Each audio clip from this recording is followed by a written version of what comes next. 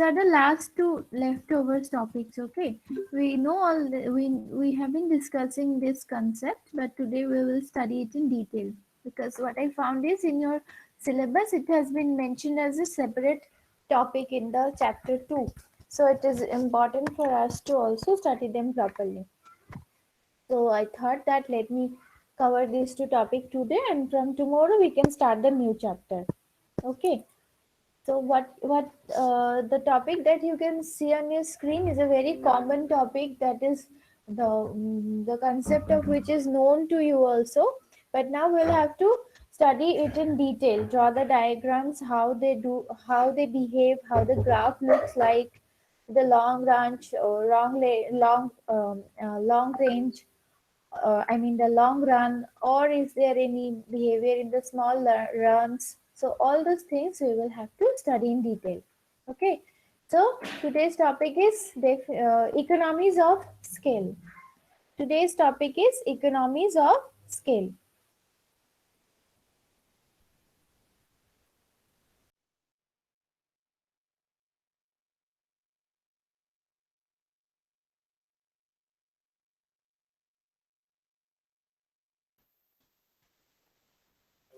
So economies of scale occurs when increasing output leads to lower long run average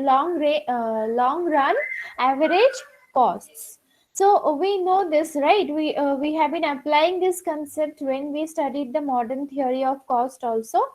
We had seen that in the long run, with the passage of time, when a farm keeps on increasing the output level, then the average cost per unit of the products get decreased, and that happens in long run with the increase in the amount of output. It means that as farms increase in sizes, they become more efficient. Okay.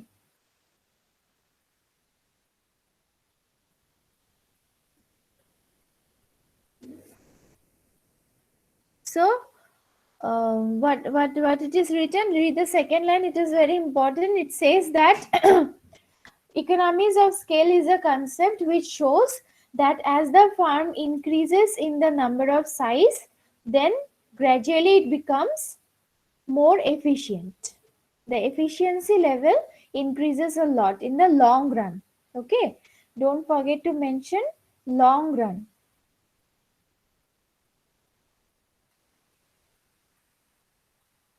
Now look at the diagram of economies of scale.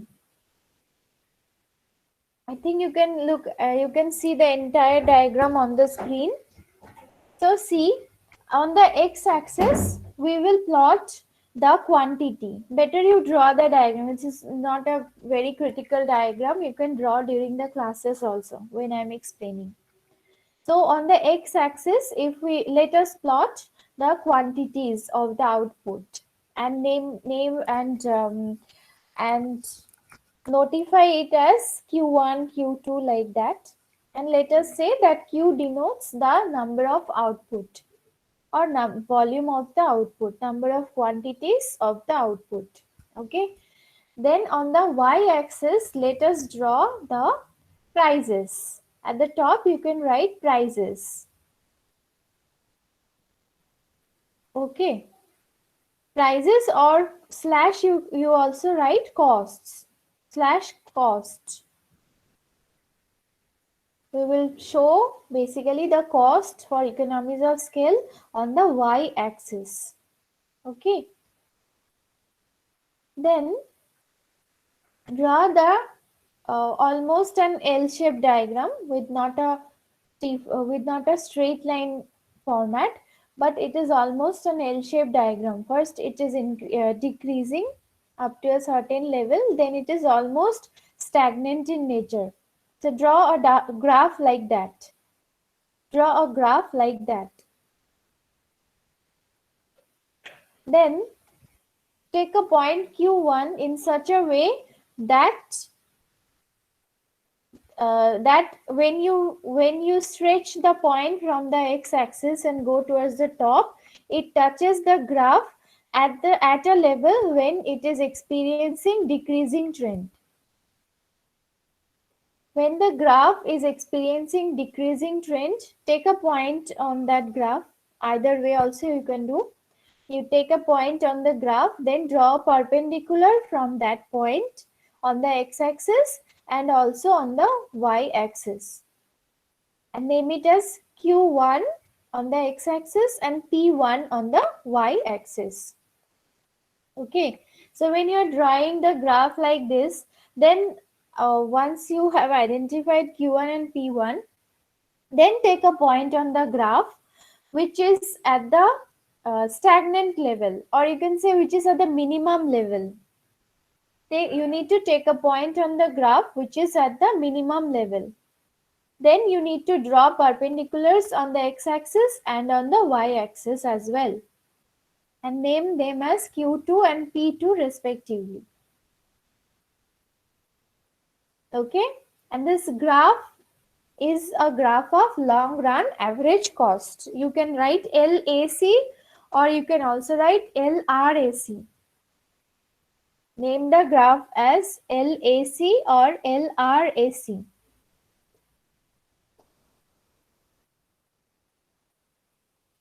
Okay. So when what does that point signify? The point which you have taken on the decreasing trend part of the graph, it indicates small farm has higher average cost. Small farm, how we are measuring the size of the farm? We are measuring them by the number of quantity of the output. We are measuring them with the help of the quantity of the output. Say Q1. When we say Q1 is the volume or the quantity of the output produced by the farm, then it is said to be a small farm. So right at that point, small farm has higher average cost.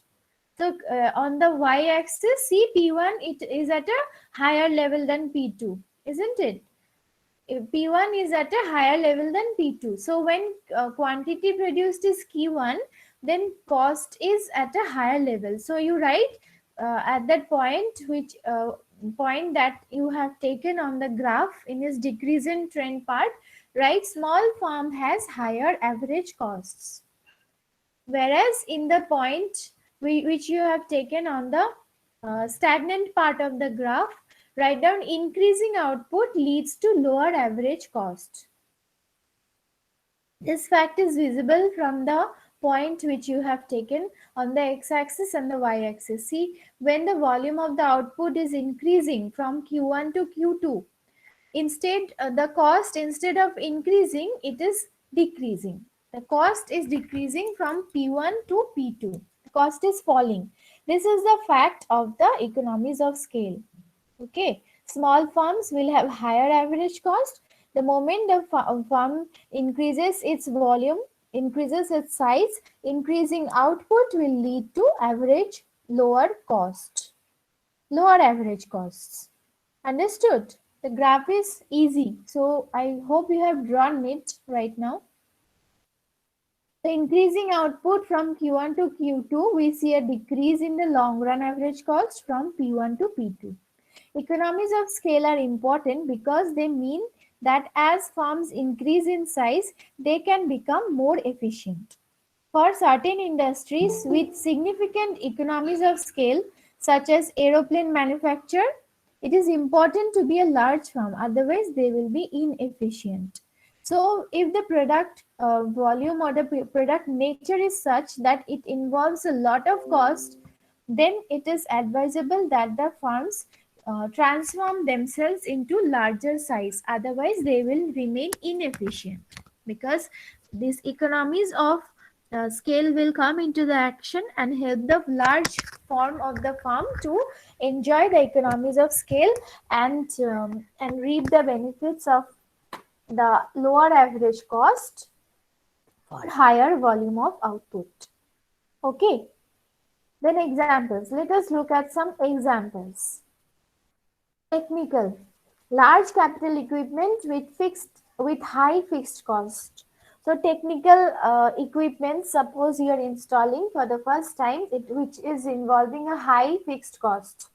You are purchasing the machine, installing it and maintaining it, so it is a high fixed cost, right? So if you produce low, then your cost is going, average cost, that is per unit cost, will be quite high. But if you produce more, then this fixed cost will remain same, only the average variable cost will increase. But since this fixed cost will remain fixed, the larger volume of output will give you lower average cost. So this is the technical example. Specialization. Suppose you have hired specialized laborers with specialization in different sections of the production. Then division of the labor and specialization within production system will lead to more efficiency with higher output. Okay, so you have high specialized labor, you're paying a lot of money to them. So they are specialized also in certain areas. So you more you increase the output level, the more efficiency is going to occur for the specialized labors. Then bulk buying, lower average cost for buying large quantity. So if you buy in large quantities, the dealer are going to give you discounts. So that will leads to again a lower average cost. Then marketing. If you market a single product, the cost is going to be same. If you market 1,000 products at the same time, the cost is going to be the same. So it's better to market for or create ad campaign for high sales volume. Then risk bearing. Bigger firms more able to survive downturns. If your firm size is big, then they will survive the downturn. You have seen cases during this lockdown period. Only the bigger firms have survived, which have good hold in the market. So bigger firms gives the ability of have the ability of risk bearing during which is required to survive downturns. Then container principle. What is it? Increase in surface area leads to double the increase in volume. So once you increase the container size, then or the surface area, that will lead to increase in volumes, right? So if you have installed a large surface area but still you're producing small amount of output, then that is not going to give you any benefit with regards to decrease in the average cost. Then financial, larger firm gets better rate of interest from bank. Obviously, if the firm size is more, then the financial institutions will have some base of allotting loans, and then the and also at a better rate of interest. Then external, when a firm benefits from the whole industry increasing in size. So when a firm will increase in size, will go on increasing in size, the benefits that are available in the industry in which it is performing. Industry, suppose, what is the difference between industry and farm? Can anyone tell me? What is the difference between industry and farm?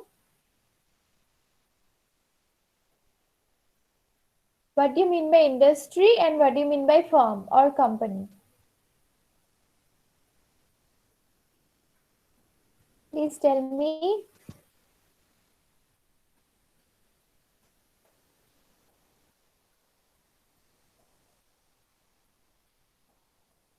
What is the difference between industry and firm? Please unmute and tell. Don't write in the chat box.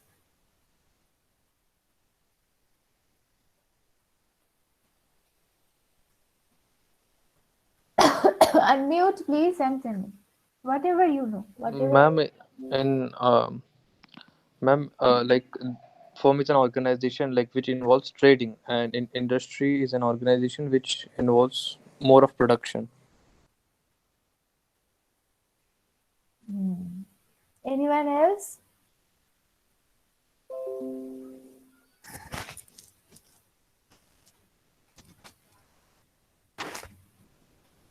Ma'am, an industry consists of several different firms. Yes. Suppose if I say petroleum industry, I will say petroleum industry. Okay. And within this industry, there will be certain organizations, certain firms that will be operating. Okay. So industry is is kind of a section of the business market. If I say for example petroleum industry which I was talking, so within this petroleum industry, all the firms, all the organizations which are operating, those will come, such as Bharat Petroleum, HP, and what else is there, Reliance is also there. So all those firms will come under the broad industry of petroleum.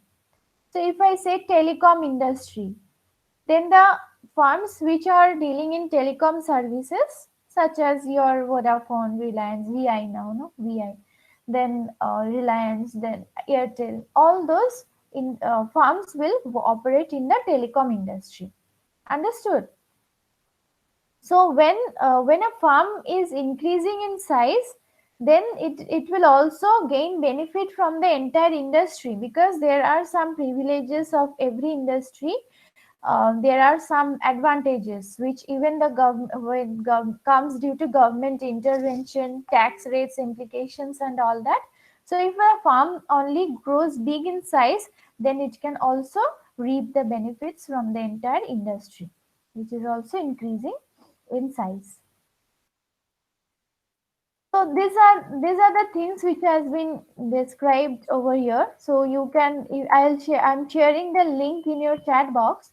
You can go through it and keep it with you. Okay, it will be in Moodle also. And once I give you the question, then you can use these links for creating your notes. Okay. So this question may come like, what are the factors that affect economies of scale, like that it can come. Okay, so it can be like that. So I'll give you the question, then you can utilize this link for making the notes. So I have shared this link in your chat box. You can save it in your cell phone or laptop, wherever you are attending, and use it later on.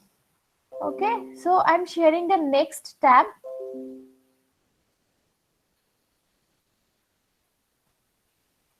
It has stopped. No? Wait.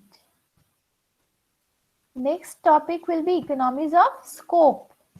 Next topic for today, this is the last topic. It is economies of scope. Okay.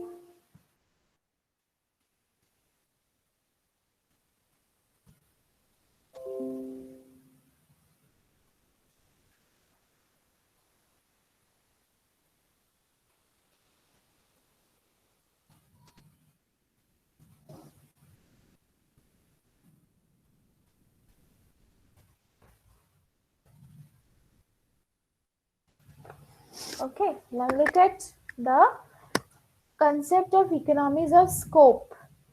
Economies of scope occur when a firm can gain efficiencies from producing a wider variety of products.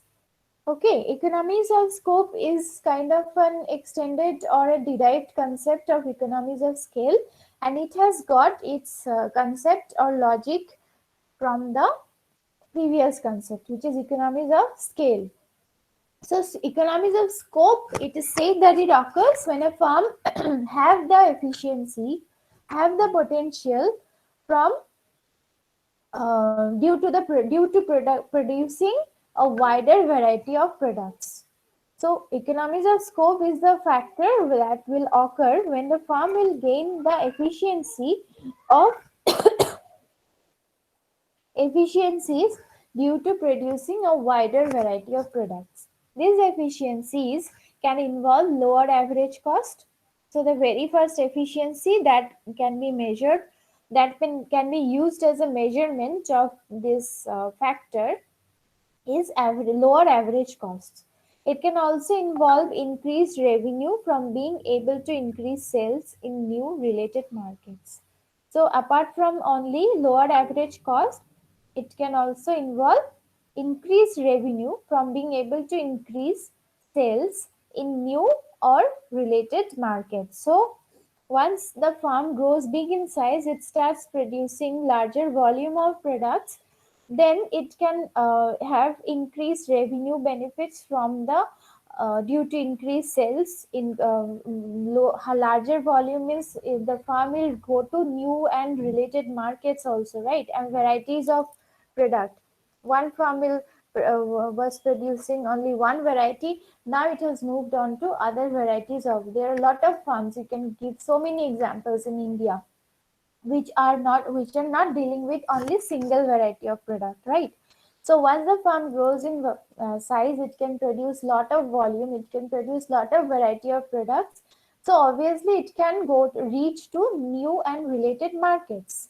So the efficiency will involve that factor as well. It is similar to the concept of economies of scale, where higher output leads to lower average cost. But there is a difference also. Economies of scope is not about producing the same good at lower average cost, but using its size and resources to produce similar or related goods. Okay, so I just now I am remembering a simple example which I have seen in front of my eyes. Um, During the year 2017 or 18, I was then in the commerce department. From there, we took our students to YY factory in Sikkim. It is in Sikkim, one YY factory is, YY, the brand YY.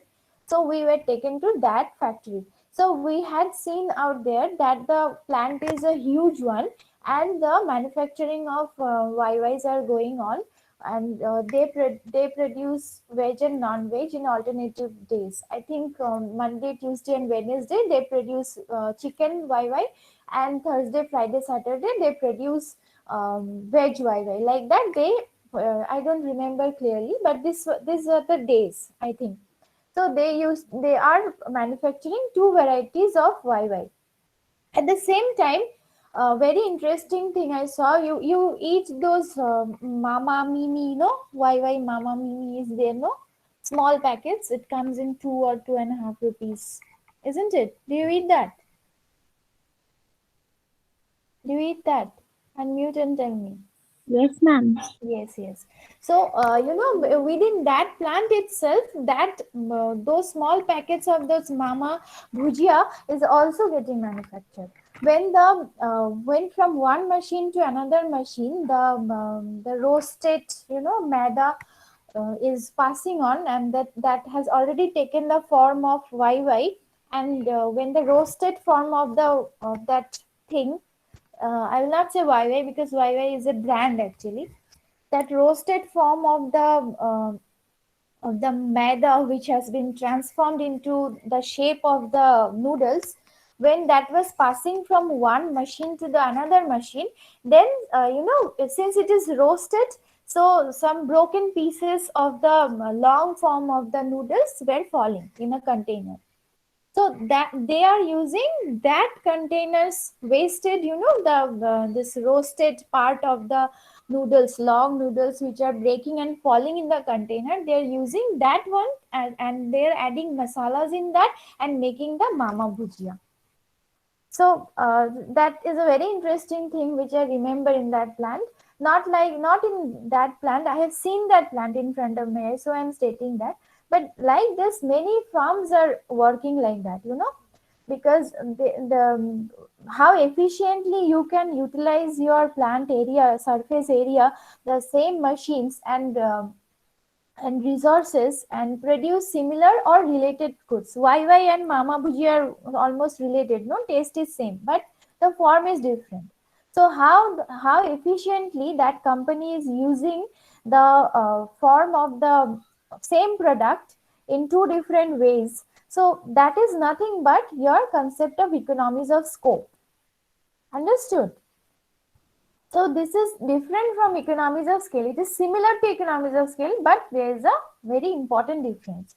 Economies of scope is more of in relation towards enhancing efficiency of the farms in producing related or similar type of product utilizing the same surface area, size of the farm, and resources available to the farm. I hope it is clear. If I get chance, I'll raise this topic to Patrick sir. We can take you to that plant once the situation normalizes. We are every year in BBA department we have industrial visits. This is a part of your course, but unfortunately you have joined BBA. You have joined um, you have joined your professional course in such a situation where you cannot go out. But hopefully everything is going to normalizes, and soon it get normalizes. We'll have all those visits. Okay. So examples, I think these are very common examples. You can just go through it. I'm sharing this link as well in your chat box. Yes, I'm sharing this link as well. So you save this link as well for preparing notes when I'll give you questions. Okay.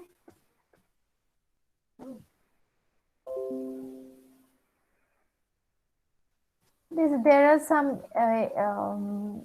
some related concepts which are given: selling greater diversity of products, customization of products.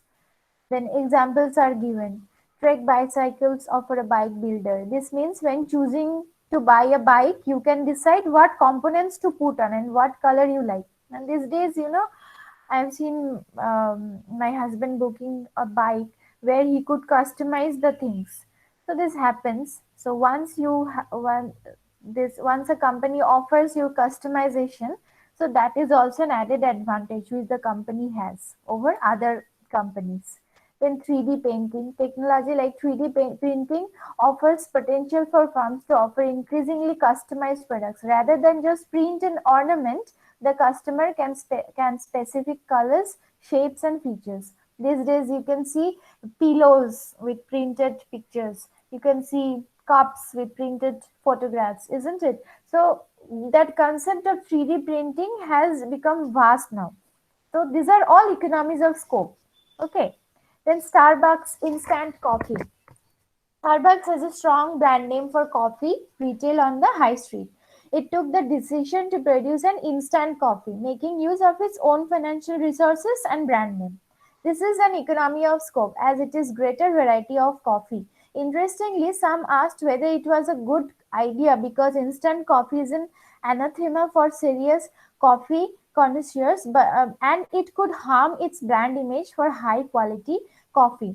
So although it was somewhere it was questioned because coffee is not a very good thing for those who have diseases related to coffee and who have got all those uh, anathema and all that, so they cannot have instant coffee.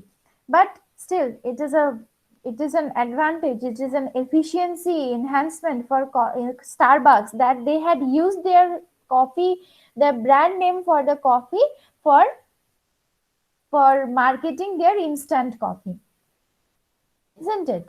So that is all efficiency. Why I'm setting these examples, marketing examples in economics class, because I want to let you know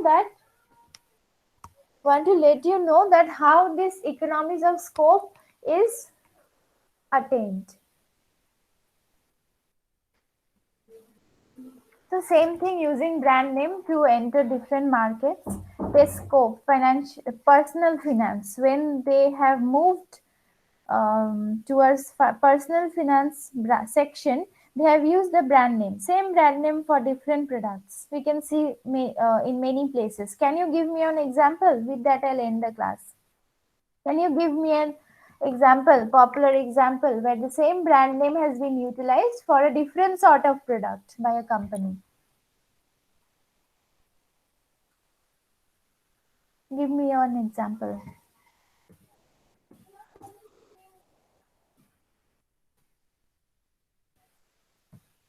Completely different product launched, but same brand name has been used for that.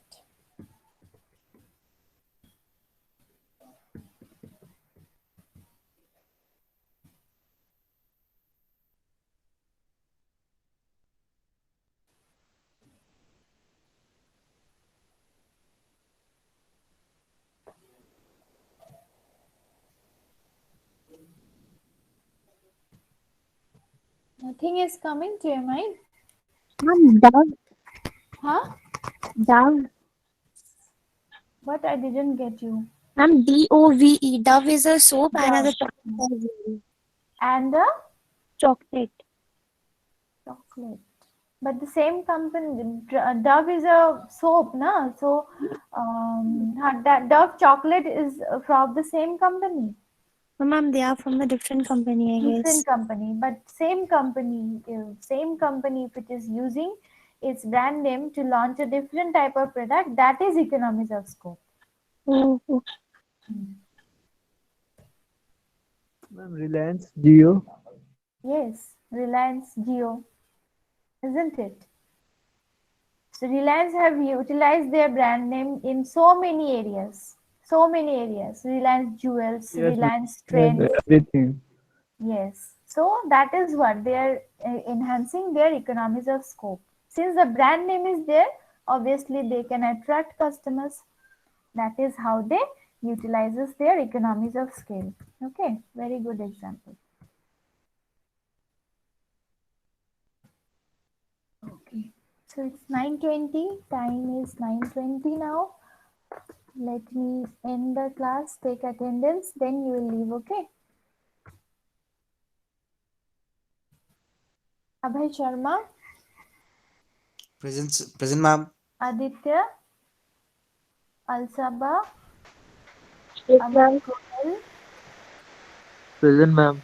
Aman Sharma, Ananta, Yes, ma'am. Present, miss. Angela, Present, ma'am. Anish, Anisha, Present, ma'am.